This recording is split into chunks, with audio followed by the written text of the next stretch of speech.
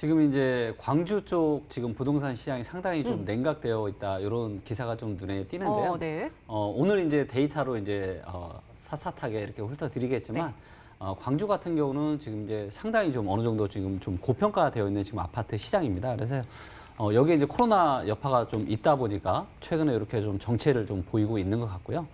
그다음에 이제 두 번째 기사로는 그동안 이제 군산 지역이 너무 좋지 않았었거든요. 그래서 군산의 지역 경제가 이제 GM이 빠져나가면서 너무 좋지 않았고, 그래서 이제 부동산 시장도 굉장히 많이 하락을 했었는데, 이제 이런 부분들이 어느 정도 이제 거의 마무리가 되고, 이제 막 뭔가 이렇게 기지개를 좀 피면서 이제 조금씩 서서히 좀 상승 쪽으로 방향을 좀 잡아나가고 있는 것 같습니다. 네, 그러게요. 광주 같은 경우는 굉장히 큰 대도시인데 지금 부동산 시장이 얼어붙고 있는 상황인데 네. 반대로 군산 같은 경우는 굉장히 지역 경제가 어려웠던 걸로 알고 있는데 네. 부동산 시장이 살아나고 있다라는 네. 이야기가 있네요. 오늘 네. 관련된 지역 또 맞습니다. 짚어주실 거죠? 네. 한번 기대해 보도록 하겠습니다. 어느 네. 지역부터 한번 볼까요? 네, 저희가 이제 그동안 굉장히 많은 지역들을 했고 이제 딱 6곳이 남았습니다. 그래서 이 6곳을 오늘 3곳, 그다음에 내일 3곳 이렇게 좀 진행을 좀 할 예정이고요. 먼저 전남에 대한 데이터를 가지고 전남의 이 AI 분석을 좀 해보도록 하겠습니다. 자, 보시는 것처럼 전남 같은 경우는 이제 2019년 초반까지는 굉장히 이제 매매나 전세나 상승세를 잘 유지해 왔었습니다. 그래서 굉장히 좋은 시기를 보내다가 최근에는 보시는 것처럼 매매가와 전세가 둘 다 조금씩 이 보합으로 지금 접어든 이런 국면에 있습니다. 그리고 두 번째로는 요 한국감정원 데이터로 본 지금 시세인데요. 보시는 것처럼 한국감정원 데이터를 봐도 전남의 매매가와 전세가가 조금 좀 상승폭이 좀 둔화된 이런 모습으로 나오고 있고요. 그래서 조금 지금 2019년 초반까지 어떤 굉장히 좋았던 이런 상승세가 최근에 들어서는 이 상승폭이 좀 축소가 되거나 좀 보합적으로 가고 있다 이렇게 좀 보시면 될 것 같고요. 그다음에 이제 전남의 이 매매 전세 저평가 인덱스를 통해서 전세 대비해서 지금 전남의 아파트 매매가가 얼마나 저평가, 고평가인지 확인을 좀 해보도록 하겠고요. 자, 보시는 것처럼 지난 6년 정도의 중에서 지금이 제일 밑에 있으니까 가장 고평가되어 있고요. 지금 고평가 정도는 1.8%입니다. 그래서 전국에서 8등 정도 하고 있고요. 그래서 고평가의 정도가 아직 크다라고 할 수는 없지만 이제 고평가의 국면으로 접어들고 있기 때문에 실거주적인 측면에서도 지금부터는 좀 더 데이터를 좀 면밀하게 보실 필요가 있을 것 같습니다. 자, 이제 두 번째 데이터는 소득 대비해서 전남의 아파트 가격이 얼마나 고평가인지 저평가인지를 확인할 수 있는 데이터를 보도록 할 텐데요. 자, 보시는 것처럼 전남은 2007년과 8년이 소득 대비해서 가장 아파트 가격이 쌌습니다. 즉, 금융위기가 터졌을 때 과거에 저때 아마도 전남의 아파트를 사셨으면 보시는 것처럼 굉장히 큰 상승을 아마도 누리실 수 있으셨을 거고요. 그리고 12년 초에 소득 대비한 아파트 가격이 가장 높았었고요. 그리고 저때가 전남의 아파트 가격이 가장 고점을 찍었었고 그 이후로 계속 이제 내려와서 다시 15, 16년 이후로 아파트 가격이 올라가긴 했지만 소득 대비한 아파트 가격은 여전히 상당히 지금 낮은 그런 모양새입니다. 그렇기 때문에 아직은 소득 대비해서 전남의 아파트 가격이 그렇게 비싸진 않다. 저렴한 국면에 있다. 이렇게 확인이 되고 있고요. 자, 이제 세 번째로는 물가 대비해서 전남의 아파트 가격이 얼마나 고평가인지 저평가인지를 확인을 좀 할 텐데요. 자, 보시는 것처럼 전남의 아파트 가격은 단 한 번도 물가보다 고평가돼 본 적이 없어요. 그래서 계속 녹색불만 들어왔었는데요. 그런데 최근에가 굉장히 평균치보다 상당히 많이 높은 것을 알 수가 있습니다. 그래서 전남의 아파트 가격은 최근에 올라오긴 했지만 그래도 물가가 오르는 것 대비해서는 여전히 상당히 양호한 국면이구나. 그리고 전반적으로 전남의 아파트 가격이 전남의 물가보다는 훨씬 더 어떤 상승의 폭이 그런 약한 그런 지역이라는 것을 저희가 확인을 좀 해볼 수가 있습니다. 자, 이제 다음 데이터로는 이제 전세가율 데이터를 좀 볼 텐데요. 그래서 전세가 대비해서 매매가의 비율이 어느 정도 되는지를 체크해 볼 수 있는 데이터고요. 그래서 얘가 밑으로 내려오면 내려올수록 어떻게 보면은 실제 수요의 어떤 입장에서는 그닥 좋지 않은 겁니다. 그래서 얘가 제가 누누이 말씀드리지만 이 데이터가 올라갈 때 매수를 하시는 게 좋습니다. 그래서 16, 17년도에 어떻게 보면 전남을 매수하시기가 상당히 좋았던 시기였고요. 지금은 이제 전세가율이 점점 떨어지면서 매매가와 전세가의 이런 차이가 좀 벌어지고 있는 이런 국면인데요. 그래도 19년부터는 다시 바닥 짚고 조금씩 이렇게 올라오고 있는 이런 모양새입니다. 그래서 현재는 나쁜 그런 상황은 아닌 것 같고요. 자, 이번에는 전남에 얼마나 많은 사람들이 전남의 아파트를 살려고 하는지 이 데이터를 좀 보도록 할 텐데요. 이 데이터를 보면 이제 지난 2018년 초반서부터는 굉장히 매수세가 없었습니다. 그래서 이제 초록색 막대 그래프가 위에 이제 보시는 것처럼 이런 국면이었었고요. 그래서 사람들이 별로 관심은 없다가 최근에 다시 막대 그래프가 좀 빨간색이 들어왔죠. 그래서 매수세는 매도세가 좀 줄어들고 매수세가 조금 살아나면서 살짝 좀 매수세가 좀 붙긴 했지만 최근에 다시 매도세가 늘어나고 매수세가 다시 줄어들면서 보시는 것처럼 매매 수급이 상당히 다시 또 평균 밑으로 내려왔습니다. 그래서 지금 어떻게 보면은 사람들이 조금 지금 매도세가 다시 강해지고 있는 이런 국면이라고 좀 보시면 될 것 같고요. 밑에 있는 차트인 전세 수급 데이터를 보면 여전히 전세 수급은 굉장히 좋습니다. 그리고 이 전세 수급이 현재 전남이 전국에서 가장 높습니다. 즉 지금 전국에서 전세가 공급보다는 공급 대비해서 수요가 가장 많은 지역이고요. 그렇기 때문에 전세 수급이 높기 때문에 전세 가격이 당분간 떨어지기는 굉장히 힘든 지역입니다. 그렇기 때문에 전세가 받쳐주고 있기 때문에 매매 가격도 큰 폭으로 하락하기는 쉽지 않은 그런 상황이라고 볼 수 있고요. 그래서 매매가가 요즘 살짝 지금 보합 정도 하고 있는데 이게 어떤 급락의 모습은 보이기는 상당히 좀 어려워 보입니다. 그래서 일단은 굉장히 실수요인 전세가 탄탄하게 전남은 받쳐주고 있다. 이렇게 좀 보시면 될 것 같고요. 자, 그러면 이 상당히 괜찮은 이 전남의 전세가율이 전세 어떤 수급이 향후에도 계속 좋을 것인지를 확인하기 위해서는 향후에 입주 물량이 어떻게 되는지를 확인을 좀 해보셔야 되는데요. 자, 보시는 것처럼 전남은 2016, 17, 18, 19년 이 4년 연속해서 입주 물량이 평균보다 굉장히 작았었습니다. 그래서 당연히 그렇기 때문에 전세 수급이나 전세가율이 이렇게 크게 떨어지기가 쉽지가 않았겠죠.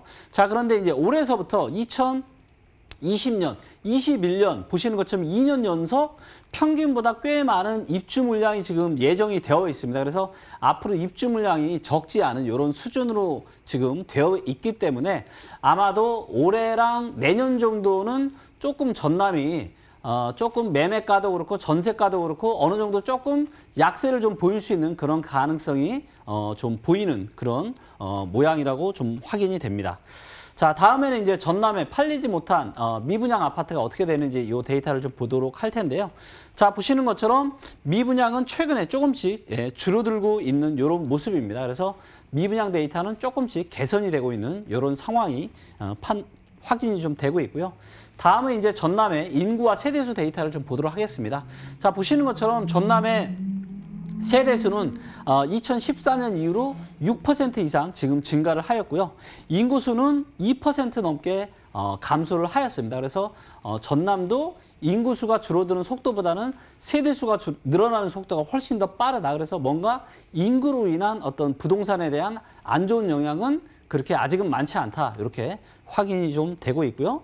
다음에는 이제 전남 지역의 주택담보대출 위험 인덱스를 좀 보도록 하겠습니다. 그래서 이 데이터는 전남에 있는 예금의 총 데이터와 주택담보대출의 데이터를 비교를 해서 지금 과연 예금 대비해서 얼마나 지금 주택담보대출의 비율이 높은지를 확인해 볼 수 있는 데이터고요.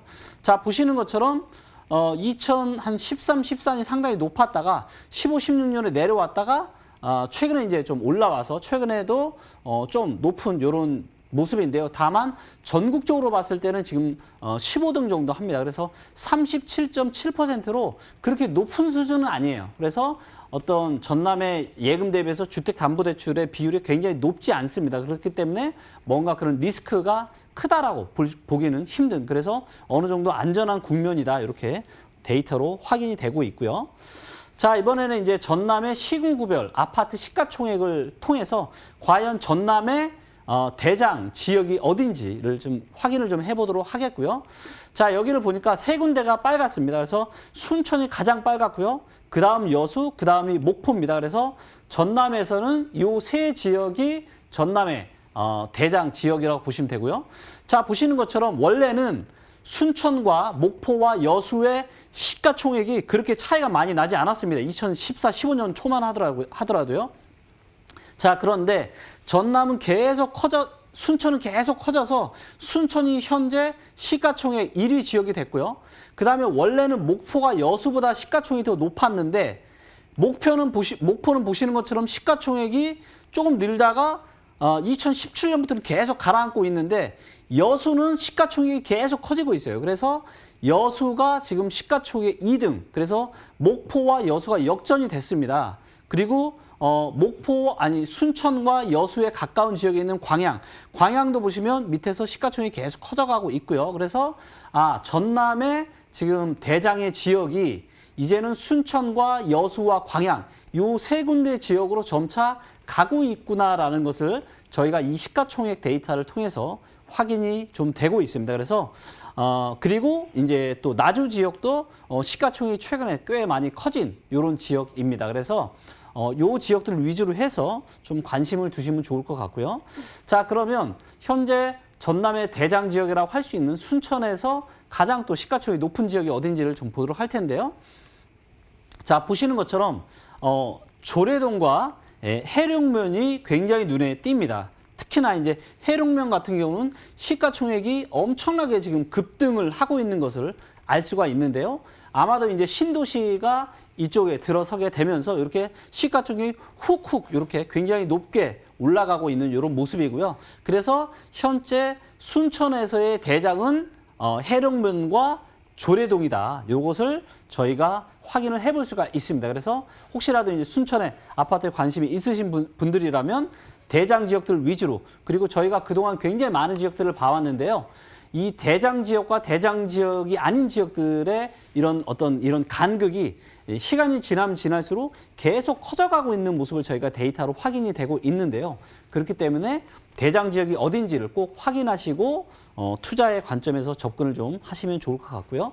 자, 이번에는 이제 전남의 거래량과 어떤 매입 주체별로 누가 또 전남을 사고 있는지를 좀 보도록 하겠습니다. 자, 요 데이터를 보니까 가장 오른쪽에, 그러니까 시가총액은 순천이 가장 높았는데 여기 이제 위에 보니까 가장 오른쪽으로도 그렇고 가장 위로도 그렇고 누가 있냐면 광양이 있습니다. 이 이야기는 무슨 얘기냐면 지금 광양을 서울 사람들과 그다음 외부 투자자들, 전남을 뺀 외부 투자자들을 굉장히 많이 사고 있다는 거고요.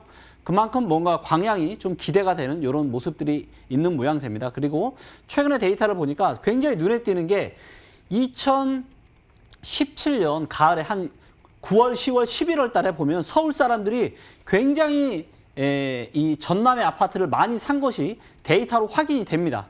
저거를 실제로 좀 더 깊이 들어가 보면 저게 어디냐면 바로 광양입니다. 그래서 광양에 2017년 말에 서울 사람들이 굉장히 투자를 많이 했고요. 그리고 실제 광양의 시세 데이터를 보면은 저 때가 광양이 막 하락을 멈추고 상승으로 들어가기 시작한 막 초입이었습니다. 그래서 서울 사람들이 이렇게 뭔가 투자를 좀 한다라는 것은 상당히 좀 의미가 있는 그런 데이터로 확인이 좀 되고 있고요. 그 다음에 이제 외부 투자자들이 이제 2018년 또 연말 정도에 또 많이 또 들어간 것이 좀 확인이 되고 있고요. 그리고 이제 최근에는 누가 많이 사나 봤더니 최근에는 이제 광양에 계신 분들과 전남에 계신 분들과 그 지역에 있는 분들이 굉장히 많이 본인의 이 지역에 속해 있는 아파트를 많이 사고 있다. 이런 것이 지금 데이터로 확인이 좀 되고 있습니다. 자, 이렇게 해서 전남을 저희가 다양한 데이터를 한번 봤는데요. 이번에는 종합 요약을 한번 해보도록 하겠습니다. 자, 보시는 것처럼 지금 전남은 전세 대비해서는 조금 고평가되어 가고 있는 이런 국면이고요. 다만 물가나 소득 대비해서는 안 좋아지고는 있지만 여전히 아직도 저평가에 있는 이런 상태로 보이고 있고요. 전세가율로 봤을 때는 조금 지금 중간 정도 이렇게 좀 보이고 있고요. 매매 수급은 이미 조금씩 좀 안 좋아지는 방향으로 가고 있습니다. 아무래도 지금 2020년과 21년에 입주 물량이 지금 꽤 좀 어느 정도 지금 있는 이런 모양새이기 때문에 아마도 그런 모습이 나타나는 걸로 보이고요. 하지만 전세 수급이 굉장히 지금 높기 때문에 뭔가 매매가가 급락을 하거나 이런 가능성은 그렇게 아주 많지는 않아 보입니다. 그래서 인구수나 세대수도 여전히 보합 정도 하고 있고요. 대출임 인덱스가 약간 높습니다. 그래서 전반적으로 지금 데이터가 아주 나쁜 데이터도 없고 아주 또 좋은 데이터도 그렇게 많지는 않습니다. 그래서 지금은 종합의견은 조금씩 좀 보합적으로, 그래서 그동안 지난 2019년까지는 상당히 좀 상승이 좋았기 때문에 어느 정도 입주 물량도 있고, 그래서 전남은 당분간은 조금은 좀 보합이나 이런 국면이 좀 지속이 될 것으로 보입니다. 네, 전남은 지금 보합권에 들어가 있다라고 말씀해 주셨거든요. 그럼 전북 지역은 어떨까요? 전북은 좀 좋았으면 좋겠기도 하고요. 네, 전북은 상당히 또 좋은 지역 중에 좋아요. 하나입니다. 오. 저희가 이제 데이터로 봤을 때 그동안 좋았던 지역들이 좀 있잖아요. 네네. 예, 기억 혹시 나시나요? 충남 쪽, 맞습니다. 충남 쪽이 제일 그렇죠. 좋았고요. 네, 그다음에 네.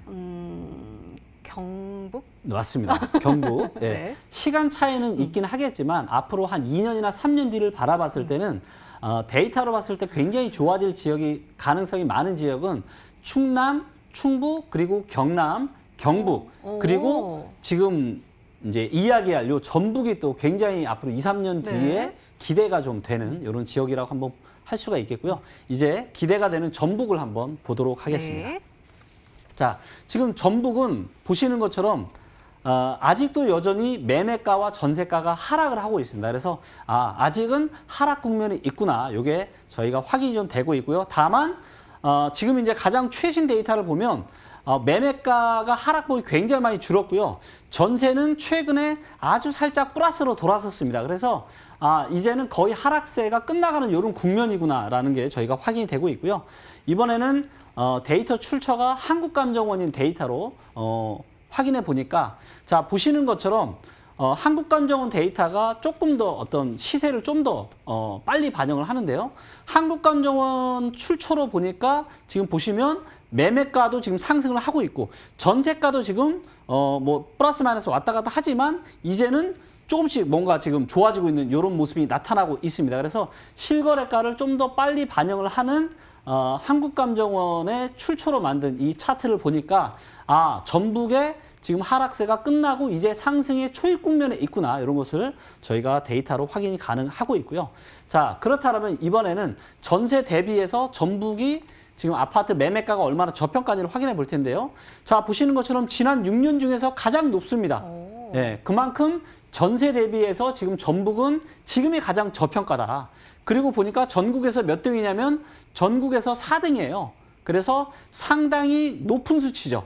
그래서 아까 좀 전에도 제가 말씀드렸지만 우리가 이제 전국적으로 쭉 보고 있는데 경남, 경북, 충남, 충북, 전북 이렇게 5군데가 제가 앞으로 2, 3년 뒤에 상당히 좋아질 지역이라고 말씀을 드렸는데 이 저평가, 매매전세 저평가 순위에서도 1, 2, 3, 4, 5등이 제가 말씀드린 그 지역들이에요. 그래서 지금 전북이 상당히 좀 괜찮다, 이렇게 데이터로 확인이 되고요.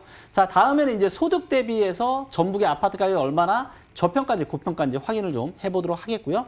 전북도 마찬가지로 2012년이 소득 대비해서 가장 높았습니다. 그래서 저 때가 매도의 적기였었던 거죠. 그리고 그 이후로 지금 계속 하락을 했었는데요. 자, 계속 하락을 해서 지금 거의 2007년, 8년 요 정도의 저점에 지금 비슷하게 와갑니다. 그래서 지금 발목 정도까지 지금 소득 대비해서 아파트 가격이 굉장히 저평가되어 있다, 이렇게 말씀을 좀 드릴 수가 있겠고요. 자, 이번에는 물가 대비한 저평가 인덱스입니다. 자, 보시는 것처럼 전북은 물가 대비해서 굉장히 고평가가 오랜 기간 되었던 지역입니다. 특히나 2011년 말, 2012년 초 같은 경우는 물가 대비해서 거의 30%에 가깝게 엄청나게 고평가 됐었던 시기였었고, 그래서 소득 대비해서도 고평가했었고 물가 대비해서도 2011년 말에 고평가였기 때문에 저 때는 매도를 하는 것이 굉장히 좋았던 선택이었음이 다시 한번 데이터로 확인이 되고 있는 모습이고요.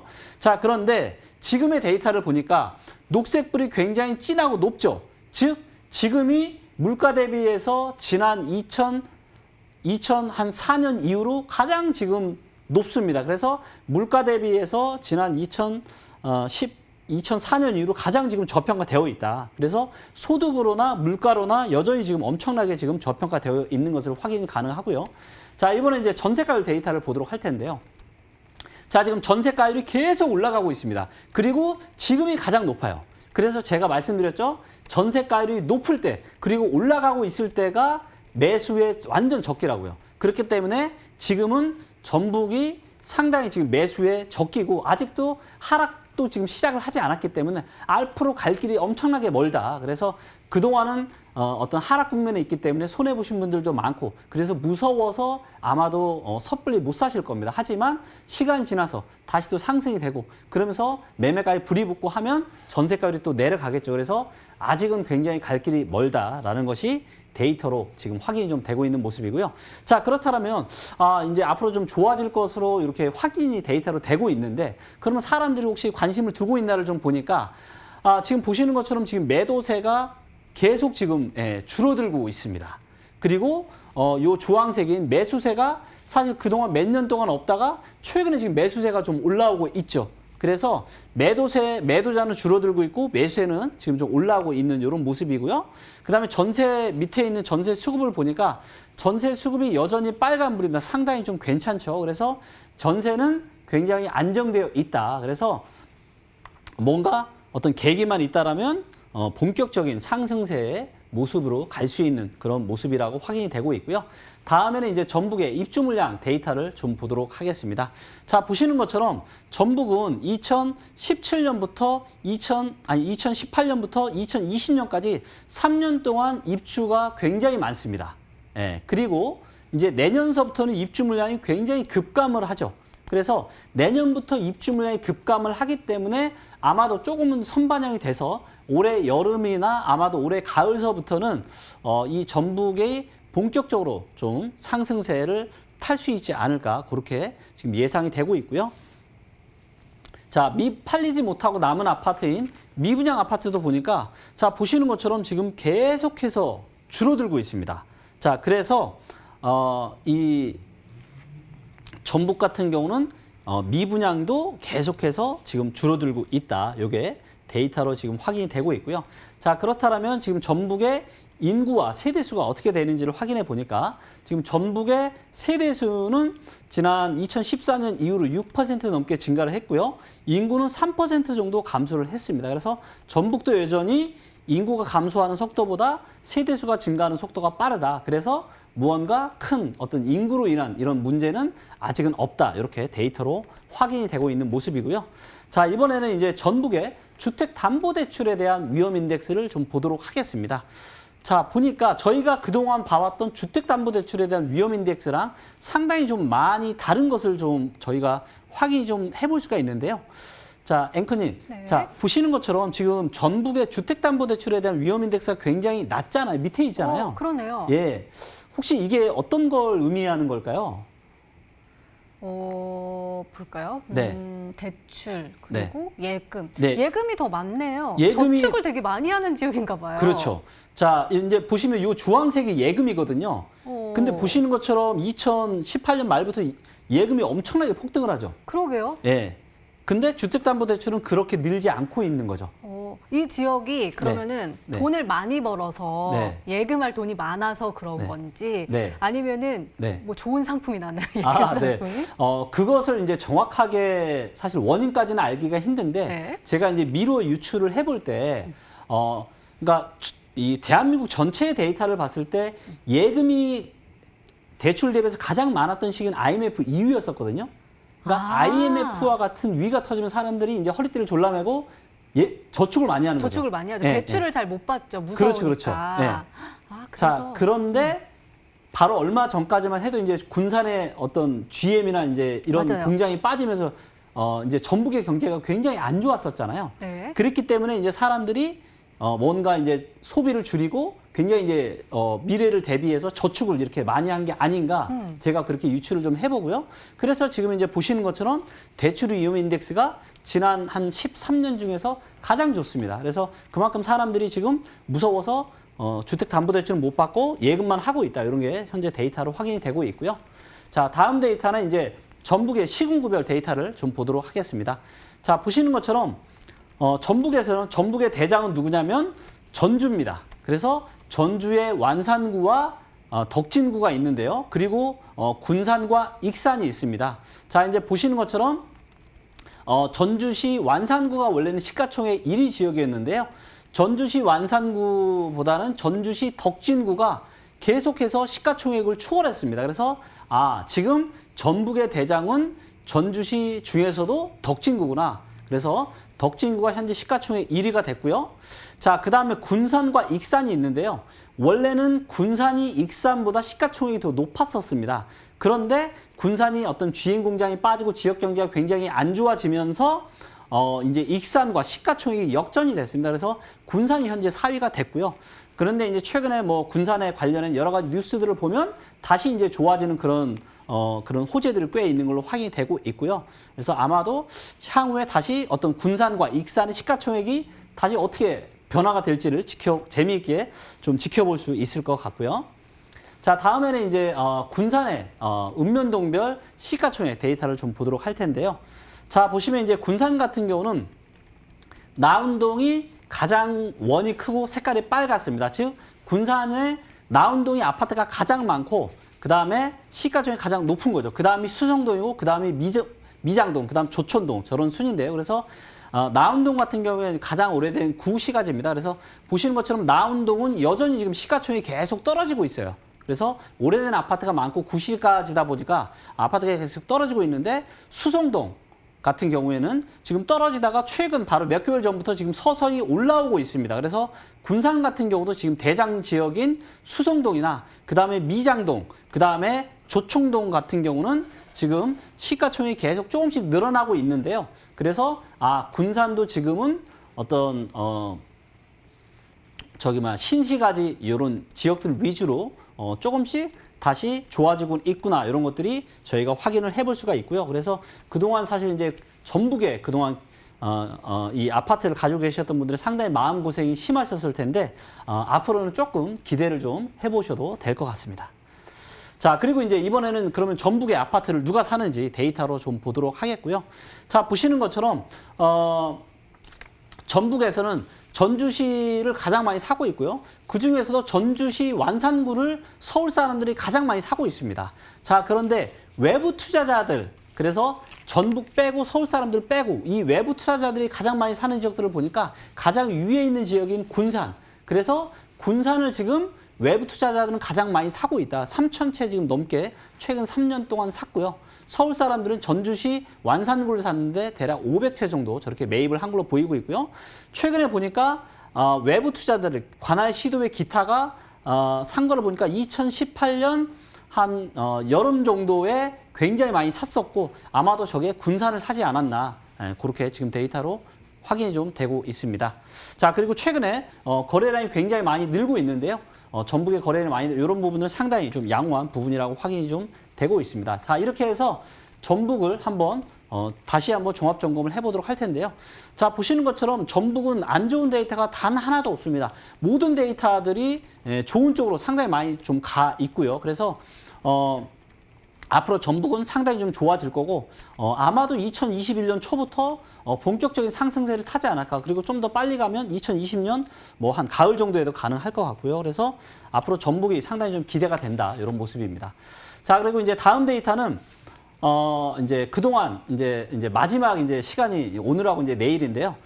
또 새로운 데이터를 한번 가져와 봤습니다. 이 데이터는 뭐냐면 앞으로 이제 급증하는 노후 아파트에 대한 얘기예요. 그래서 자, 보시는 것처럼 대한민국의 아파트 역사는 1970년 중반서부터 조금씩 이제 아파트가 늘어나기 시작했고요.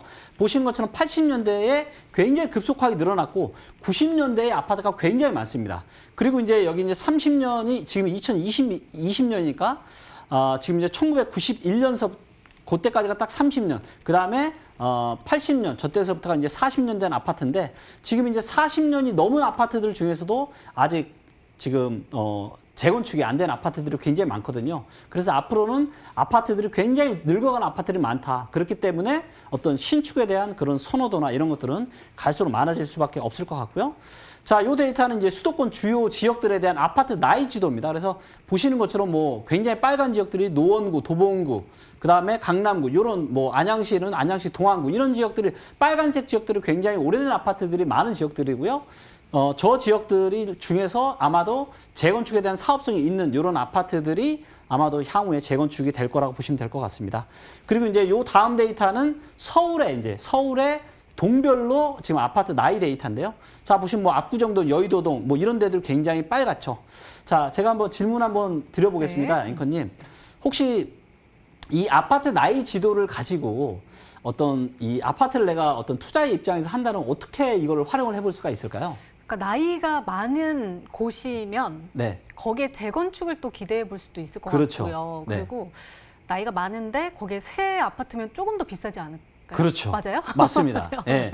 그러니까 투자의 어떤 중요한 원칙이 몇 가지가 있는데 그 중에서도 중요한 것이 바로 희소성입니다. 오. 그래서 예를 들면 압구정은 지금 평균 아파트 나이가 지금 40년이거든요. 근데 만약에 압구정동에 새 아파트가 딱 들어선다. 그럼 그 아파트는 엄청난 인기가 있겠죠. 예. 그렇기 때문에 어떤 희소성적인 측면에서 이런 아파트의 나이 지도를 가지고 분양을 받거나 이러실 때 참고를 하시면 상당히 도움이 많이 좀 되실 것 같고요. 자, 그다음에 요 다음 데이터는 서울에서 40년 이상 되고 1000세대 이상 된 아파트들의 리스트만 제가 뽑아 본 겁니다. 그래서 향후에 이런 아파트들이 새 아파트로 다시 태어날 거고 혹시라도 재건축 아파트에 관심이 많으신 분들이라면 이 아파트 리스트를 보셨다가 나중에 참고하시면 상당히 도움이 좀 많이 되실 것 같습니다.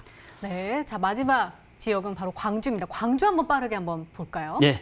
자, 저희가 오늘 세 군데를 가느라고 네. 지금 좀 시간이 좀 꽤 지났는데 이번에는 좀 빨리 좀 해보겠습니다. 자, 보시는 것처럼 광주도 지금 이제 2019년부터 계속 지금 보합세를 하고 있고요. 최근에 약간 상승세지만 그 폭은 크지 않습니다. 그리고 한국감정원 데이터 기준으로 봐도 최근에 조금 이제 빨간불이 들어왔지만 여전히 지금 약한 이런 상승세를 보이고 있고 거의 지금 보합 정도 지금 하고 있는 모습이다. 그리고 이제 전세 대비해서 보니까 지난 6년 중에서 가장 고평가된 모습이고 전국에서 지금 13등이에요. 그래서 5.3% 고평가되어 있기 때문에 지금 꽤나 지금 고평가된 지역이라고 데이터로 확인이 되고요. 자, 소득 대비해서 보니까 소득 대비해서 지난 2004년 이후로 가장 높습니다. 즉 소득 대비해서 지금이 제일 지금 광주 아파트가 비쌀 때다. 이게 확인이 되고요. 물가 대비해서도 보니까 어때요? 물가 대비해서도 지금 빨간색이죠. 물가 다음 데이터고요. 예. 물가 대비해서도 보니까 굉장히 빨갛죠. 그래서 물가 대비해서 지금 광주 아파트가 굉장히 지금 비싸다. 예, 이렇게 데이터로 확인이 되고요. 광주의 지금 전세가율도 보니까 지난 2018년 이후로 지금 계속 떨어지고 있습니다. 그래서 뭔가 지금 상당히 많이 떨어졌기 때문에 실거주 입장에서도 좀 조심해야 된다. 이런 게 데이터로 지금 확인이 되고 있고요. 자, 지금 수급을 보니까 매도세는 지금 계속 지금 줄어들고 있고 매수세는 여전히 그렇게 많지 않습니다. 그래서 어떤 매매 수급이 그렇게 썩 좋은 국면은 아니다. 이게 확인되고 있고요. 전세 수급 같은 경우도 지금 괜찮은데 조금씩 떨어지고 있어요. 그래서 뭔가 지금 전세도 수요보다는 공급이 조금씩 많아지고 있는 이런 모습으로 확인이 되고 있고요. 자, 지금 이제 광주의 입주 물량을 보니까 이제 올해도 평균 정도 들어오고요. 내년은 평균보다 훨씬 작은데 내후년에 꽤 커집니다. 그래서 내년 정도까지는 큰 하락은 있기는 쉽지 않을 것 같아요. 하지만 내년 중순 이후로는 내후년에 들어오는 꽤 어느 정도 많은 입주 물량이 있기 때문에 내년 중순 이후부터는 좀 굉장히 좀 조심을 하시는 게 좀 좋을 것 같습니다. 자, 그리고 미분양 같은 경우는 현재 거의 없습니다. 그래서 미분양이 굉장히 작고 이렇기 때문에 당장에 큰 하락은 오지 않을 것 같다. 그리고 지금 이제 인구와 세대수를 보니까 인구는 지난 2014년 이후로 한 1% 넘게 줄었는데 세대수가 10% 이상 증가를 했어요. 그래서 세대수가 인구 빠지는 것보다 훨씬 더 많이 증가를 했다. 이렇게 데이터로 확인이 되고요. 광주의 이제 주택담보대출 위험인덱스를 보니까 역사상 지금이 가장 높습니다. 즉 그만큼 지금 어떻게 보면 뭔가 지금 버블이 광주의 아파트 시장에 좀 껴있다. 이렇게 데이터로 좀 확인이 되고 있고요. 자, 이번에는 이제 시가총액 데이터를 좀 보도록 할 텐데요. 광주 같은 경우는 지난 거의 대부분의 지역들이 굉장히 많이 올랐어요. 그중에서도 이제 북구와 광산구, 서구 요 지역들이 계속 엎치락뒤치락 하면서 올라오고 있고요. 지금은 광산구가 시가총액 1위 지역입니다. 그리고 이제 광산구의 읍면동굴 시가총액 데이터를 볼 텐데요. 자, 보시는 것처럼 월계동, 그 다음에 뭐 신가동 이런 데들이 지금 이제 상당히 시가총액이 높은 것을 확인할 수가 있고요. 그래서 시가총액이 높은 지역들 같은 경우는 여전히 지금 상당히 좀 괜찮은 모습이다. 특히나 월계동 같은 경우는 지금 계속 증가를 하고 있죠. 그래서 지금 월계동은 상당히 분위기가 좋아 보입니다. 자, 다음은 이제 광주를 누가 사는지를 좀 보도록 할 텐데요. 광주는 서울 사람들은 지금 서구를 좀 많이 사고 있고요. 근데 서울 사람들보다는 외부 투자자들이 지금 광주를 많이 사고 있는데 광산구와 광주 북구를 거의 3,000채 넘게 4,000채 정도씩 지금 사왔고요. 그때가 언제였냐를 보니까 2018년 말, 그래서 2018년 말에 보시는 것처럼 거의 모든 투자자들이 다 매수 주택들을 전부 다 매수를 했었고요. 그리고 최근에 보니까 최근에는 광주에 사시는 이런 분들이 좀 많이 지금 사고 있다. 이게 데이터로 지금 확인이 됩니다. 자, 이렇게 해서 광주를 종합적으로 다시 한번 분석을 해보도록 하겠습니다. 자, 보시는 것처럼 상당히 지금 고평가되어 있고요. 하지만 또 입주 물량이나 미분양이나 이런 것들이 나쁘지 않아요. 그렇기 때문에 당장에 뭐 큰 급락은 없을 거다. 하지만 점점 지금 상황은 좀 안 좋아지고 있고요. 그래서 내년 중순 이후가 좀 안 좋아지는, 본격적으로 안 좋아지는 변곡점이 되지 않을까, 이렇게 데이터로 확인이 되는 모습입니다. 네, 이렇게 전북 지역 그리고 전남 지역, 광주 지역 한번 살펴봤습니다. 이 세 지역에서는 전북 지역이 굉장히 더 좋네요. 자, 이제는요, 여러분들의 고민을 해결해 드리는 코너로 다시 돌아오도록 하겠습니다. 잠시만요.